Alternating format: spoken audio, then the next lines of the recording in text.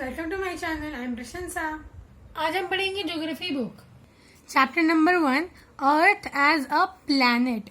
Shape of Earth. In old days, Earth was considered to be flat disk with steep edges. It was also thought that all heavenly bodies revolve around the Earth. Aryabhat, the famous Indian astronomer, however, believed that Earth was spherical in shape and rotated on its axis. In Europe, the Greek philosopher Pythagoras and Aristotle were the first to state the Earth was spherical in shape. There was considerable opposition to the idea in those days. Aryabhata एक Indian astronomer थे जो believe करते थे कि अर्थ का shape spherical है और वो शेप पे रोटेट करते हैं। यूरोप में ग्रीक फिलोसोफर पाइथागोरस और अरिस्टोटल भी फर्स्ट थे जो स्टेट किए कि जो शेप है अर्थ का वो स्फेरिकल है। वो अपोजिशन में भी उस समय बहुत लोग खड़े हो गए थे।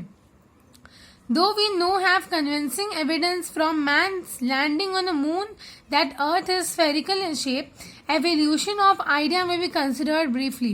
बहुत अपोजिशन के लिए लोग खड़े हो जाएंगे, लेकिन कुछ ऐसे एग्जाम्पल्स हमें अर्थ देता है कि हमें खुद ब खुद पता चल जाता है कि हाँ अर्थ स्फेरिकल है शेप का। Sunrise and sunset. The fact that time of the sunrise varies from the place to place on the earth proves that earth is not a flat disk. If earth were flat, all the places would have sunrise and sunset at a same time. Sunrise और sunset सबसे बड़ा fact है कि अर्थ spherical है shape में। अगर अर्थ spherical shape का नहीं होता तो हर समय हर जगह सनराइज एक ही टाइम पे होता। जैसे ये एक स्फेरिकल शेप है, यहाँ पे इंडिया है, यहाँ पे यूएसए है, यहाँ पे अलग अलग कंट्री है। यहाँ पे सन सबसे पहले रिफ्लेक्ट कर रहा है, फिर यहाँ पे आ रहा है, फिर यहाँ पे आ रहा है, फिर यहाँ पे आ रहा है। सर्कल शेप है तो 1 by 1 रेज उनकी पड़ रही है सन की, तो 1 by 1 अलग अलग कंट्री में सनराइज होगा। अगर सन अर्थ फ्लैट होता तो सनराइज एक बार में सबके ऊपर आती, तो सनराइज और सनसेट एक टाइम पे होता, लेकिन ऐसा नहीं होता है। मतलब अर्थ सर्कल है। साइटिंग अ शिप मतलब हम जैसे शिप को देखते हैं। As one observes a ship coming towards the port, the smoke first is noted. Later the funnel and the mast of ship are seen, and finally the hull of ship comes to view. This shows that sea level have a curved surface. If Earth is a flat disk, entire ship would be seen from the distance. हमें सी level दिखता नहीं है कि वो curve है, लेकिन ship या किसी भी ऐसी मोटी बड़ी चीज से हम पता लगा सकते हैं कि हाँ वो कर्व है। कैसे पता लगाएंगे? जब यहाँ से कोई शिप आ रहा है तो सबसे पहले उसका धुआं हमें दिखेगा, उसके बाद हमें उसका वो दिखेगा, बॉडी दिखेगा, इसकी जो ओपन जहाँ से धुआं निकलता है पहले वो दिखेगा, फिर धुआं निकलेगा, फिर उसके लास्ट में हमको शिप दिखेगा। ऐसा क्यों होगा? क्योंकि ये सर्कुलर शेप का है। जब वो आएगा तो पहले धुआं छोड़ेगा, तो हमको ये तो दिखेगा नहीं, ये पीछे है, धुआं ऊपर जाता है, पहले धुआं दिखेगा। इसलिए पता चलता है कि अर्थ सर्कुलर है। अगर अर्थ फ्लैट होता तो हमको सब धुआं शेप ये वो सब एक साथ दिखता, लेकिन ऐसा नहीं होता है। Lunar eclipse. When lunar eclipse occurs, the shadow of Earth fall on Moon, and this shadow is always circular. If Earth were flat, the shadow would not be spherical. Only a spherical body can cast a spherical shadow. Heavenly bodies like Sun, Moon, and other planets appear spherical in the position. Therefore, Earth is a heavenly body must be spherical in shape. Lunar eclipse, जिसमें moon sun को ढक देता है, अर्थ के सामने आ जाता है moon, तो सन ढक जाता है। अगर अर्थ सर्कल नहीं होता तो जब मून अर्थ के सामने आता है तब अर्थ तो कम्प्लीटली गायब हो जाता, गायब नहीं होना चाहिए ना उस समय, क्योंकि अर्थ तो फ्लैट है। लेकिन नहीं, अर्थ मून के पीछे छिप जाता है, कम्प्लीटली वो छिप जाता है। इसलिए लूनार एक्लिप्स है ये। और पता चलता है कि अर्थ स्फेरिकल है अदर बॉडीज की तरह। अंदाजा लगाया जाता है कि सन, मून और अदर बॉडीज भी स्फेरिकल है तो अर्थ भी स्फेरिकल होगा, और कुछ फैक्ट के कारण हमें बिलीव हो जाता है। Position of pole star. The pole star appears vertically overhead at the North Pole. If the Earth were flat, the pole star would be overhead at the places of the Earth. This is not in the case. The angle of deviation of the pole star is about 40 degree in London and 0 degree at Singapore. This can be possible is only Earth is spherical in shape. अगर अर्थ spherical नहीं होता तो हर समय pole star की position change नहीं होती, सब जगह पोल स्टार एक साइड में दिखता। लंदन में 40 डिग्री में दिखता है, सिंगापुर पे 0 डिग्री में दिखता है। ऐसा क्यों होता है? क्योंकि अर्थ स्फेरिकल है, ऐसे शेप जाता है तो अलग अलग एंगल्स बनता है, अलग अलग एंगल्स मतलब अलग अलग जगह पोल स्टार दिखेगा। Spherical horizon, the limit of the horizon at the place of the circular and horizon widens as the height as of the observer increase.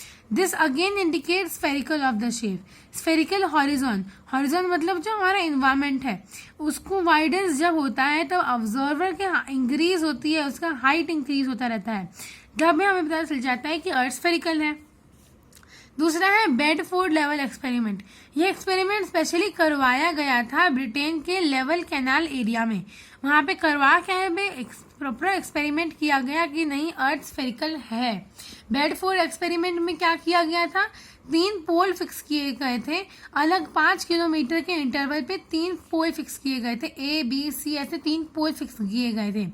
जब टेलीस्कोप से देखा गया था तब A पोल, B पोल और C पोल, तीनों पोल की जो मार्क रेशियो थी वो एक साथ हमें नहीं दिख रही थी। ऐसा क्यों हो रहा था? एक 3 पोल फिक्स किया और एक प्रॉपर मोमिनेंट लाइन बना के रख दिया, एक मार्किंग लाइन बना दिया जिससे हमें एक प्रॉपर एरिया का पता चले। और जब दूर से टेलीस्कोप से देखा जा रहा था तब A, B, C ये तीनों पोल्स एक हाइट में नहीं थे, B ऊपर था, A और C थोड़े अलग अलग हाइट पे थे। ऐसा क्यों किया गया? ऐसा हमें इसलिए पता चलता है कि अर्थ स्फेरिकल है, क्योंकि स्फेरिकल होते वक्त बीच का टॉप पोजीशन थोड़ा ऊपर चला जाता है, तो B ऊपर चला गया, C और A स्फेरिकल है तो नीचे चला गया, इसलिए ऐसे है। अगर अर्थ फ्लैट होता था तीनों का मार्क लाइन जो है वो एक जगह पे दिखना चाहिए, लेकिन ऐसा नहीं है। मतलब बेडफोर्ड एक्सपेरिमेंट में पता साबित हो गया है कि अर्थ स्फेरिकल है। और एग्जाम्पल्स है effect of gravity. The weight of substance is related to the effect of force of gravity. On that substance is found that object weight nearly the same at all places on the earth. This means the force of gravity is near equally at all places of the surface of earth. This can be possible if the earth is sphere.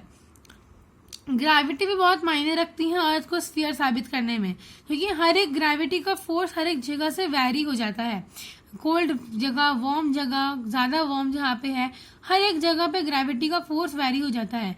अलग अलग जगह चीजें gravity से गिरती है। Moon पे कम gravity है, जो हम टेलीस्कोप से देखते हैं तब पता चलता है ग्रेविटी का असर क्यों हो रहा है, क्योंकि अर्थ स्फीयर है। अर्थ स्फीयर है, अलग अलग एंगल पे अलग अलग ग्रेविटी हो रही है। Circumnavigation. As Earth is spherical in shape, it is possible to circumnavigate the Earth. Magellan's crew was the first to go round the Earth in the ship and complete the voyage without the encountering sharp edge. Now, Arctic craft make many trips round the world on scheduled flight. सर्कमनेविगेशन का मैगेलियंस crew गया था एक अर्थ का round लेने के लिए, तब sharp as उसने एनकाउंटर किया था एयरक्राफ्ट का। और जब एयरक्राफ्ट से बहुत सारा राउंड लिया गया तब शार्प एज टेलीस्कोप से देखा गया पहले दिख जाता है, इसीलिए हमें पता चला कि अर्थ सर्कुलर है। और है एरियल फोटोग्राफर्स।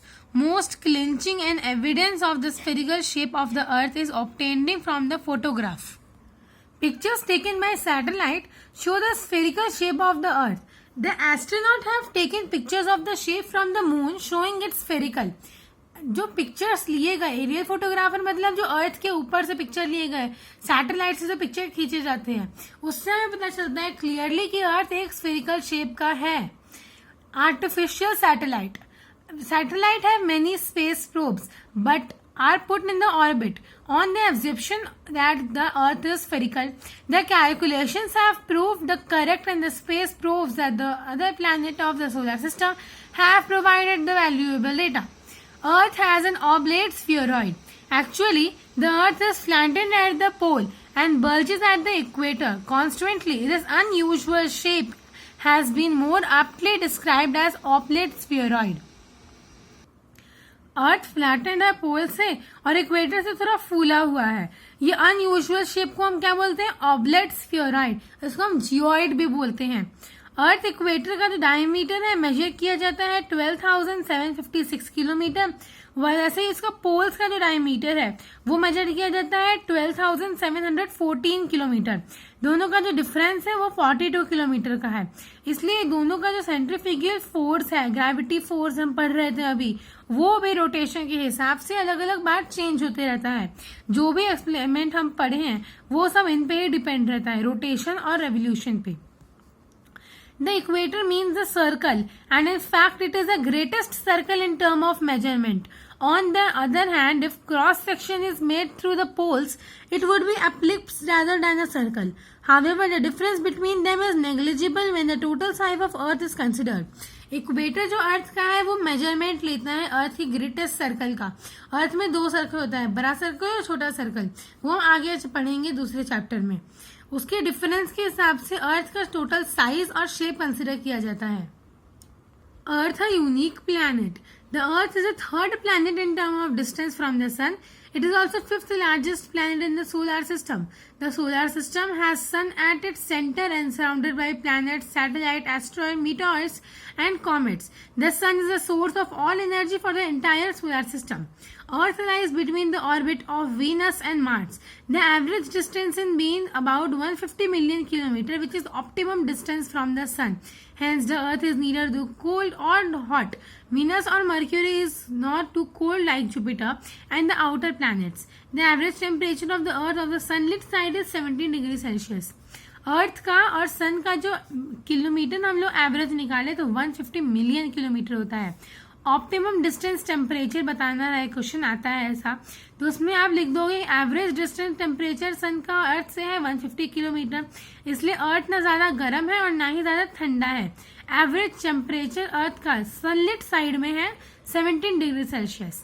इतना ही आंसर बनके रेडी होगा। The Earth is unique at its atmosphere which is rich in oxygen.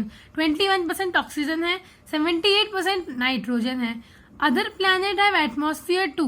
They do not contain much oxygen. दूसरे प्लैनेट्स में भी एटमॉस्फेयर होता है लेकिन वो उतना ऑक्सीजन नहीं कंटेन करते हैं अपने अंदर। जहाँ पे ऑक्सीजन कंटेन है वहीं पे लाइफ पॉसिबल हो सकती है, और अर्थ में सारे ऑर्गेनिजम्स रेस्पिरेशन के लिए लाइफ ले रहे हैं। वहाँ पे सारे जो ऑक्सीजन, नाइट्रोजन, कार्बन डाइऑक्साइड जो भी चाहिए एक लाइफ को प्रोटेक्ट करके आगे बढ़ाने के लिए सब अर्थ पे अवेलेबल है, लेकिन कुछ क्वांटिटीज में जो खत्म भी हो सकती है। The atmosphere acts as protective blanket around the earth. The ozone layer in the atmosphere absorbs the harmful ultraviolet radiations coming from the sun and prevent it from reaching the sun. Atmosphere एक protective blanket की तरह काम करता है अर्थ के ऊपर, और वो जो अल्ट्रावायलेट यूवी रेज होते हैं वो अर्थ पे आने से बचाता है। अभी हमें हमारा ओजोन लेयर कम हो रहा है, मतलब वो फट रहा है। ये जो प्रोटेक्टिव ब्लैंकेट है वो काम करना बंद कर देगा, इसलिए धूप इतनी ज्यादा बढ़ रही है और ग्लोबल वार्मिंग हो रहा है। Another unique feature of Earth is the abundance of water on it. 71% water है अर्थ का सरफेस का कवर किया हुआ है ओशन और सी से, इसलिए अर्थ को वाटरी प्लैनेट या ब्लू प्लैनेट भी बोलते हैं। पानी 71% है, लेकिन जो पानी हम यूज करते हैं वो 5 से 10% ही है, इसलिए पानी दिख रहा है ज्यादा लेकिन है ज्यादा नहीं। ये सारा सॉल्टी वाटर है जो हम यूज नहीं कर सकते हैं। Water is present in solid and liquid state on the earth. Water appears in the gaseous state in the atmosphere also. Water is also essential for the supporting plants, animals and other life form on the earth. Water in the ocean help to moderate the layer of rock which form the surface of the earth is called lithosphere. जो surface हमें दिखता है soil का, पत्थर का, ये सब surface किससे बनता है? लिथोस्फीयर से बनता है। ये ग्रीन हाउस इफेक्ट को भी अफेक्ट करता है, सपोर्ट करके रखता है। ग्रीन हाउस इफेक्ट मतलब जो सब्जी वेजिटेशन होते हैं उसको ग्रीन हाउस इफेक्ट बोलेंगे। लिथोस्फीयर इसको सपोर्ट करता है, मिट्टी से ही वेजिटेशन होती है और इसी को ग्रीन हाउस इफेक्ट बोलेंगे, सिंपल है। The lithosphere is also source of mineral resources needed by us support in the modern way of life. Various forms of life on the earth constitute the biosphere, which provide an environment for the evolution of human beings in the distant part and the progress of human civilization. Biosphere एक बहुत अच्छा important point है environment अर्थ पे, जो रहना ही चाहिए human और plants के सिविलाइजेशन के लिए। बायोस्फीयर की वजह से ही अर्थ एक हैबिटेबल प्लैनेट बना के रहा हुआ है। Antipodal balance between land and water. Antipodal balance मतलब लैंड और वाटर दोनों का जो वेट है वो अर्थ पे इक्वल होना चाहिए, तभी बैलेंस रहेगा। तो अर्थ एक साइड से झुक जाएगा, पानी ज्यादा रहेगा तो अर्थ झुक जाएगा, लैंड ज्यादा रहेगा तो अर्थ झुक जाएगा। बैलेंस बना के चलना है हमें अर्थ के ऊपर, उसको बोलेंगे antipodal balance. There is an antipodal balance of land and also of water on directly opposite side of the earth. Land on one side of the globe is balanced by the water on the other side of earth. For instance, North Pole और Arctic Ocean is opposite side of the continent Antarctica. ये दोनों opposite side है, land और water opposite side पे है, तभी antipodal balance 50-50 divided है। Northern hemisphere is riddled by the large mass of the North America and Eurasia. The southern hemisphere are the continent of South America, Africa, Australia. The land mass of Antarctica have three prominent producing areas. One towards the South America, another towards the South Africa, and third towards the Australia. ये तीन अलग अलग point है अलग अलग अर्थ के side पे। सब एक साइड रहेंगे तो अर्थ एक साइड झुक जाएगा। आई होप मैंने मुझे पढ़ा आपको समझ में आ गया है। तो अगर कोई डाउट है तो मुझे कमेंट करके पूछना और मेरी वीडियो को लाइक सब्सक्राइब और शेयर करना, बेल आइकन में प्रेस कर लेना। Thank you, bye.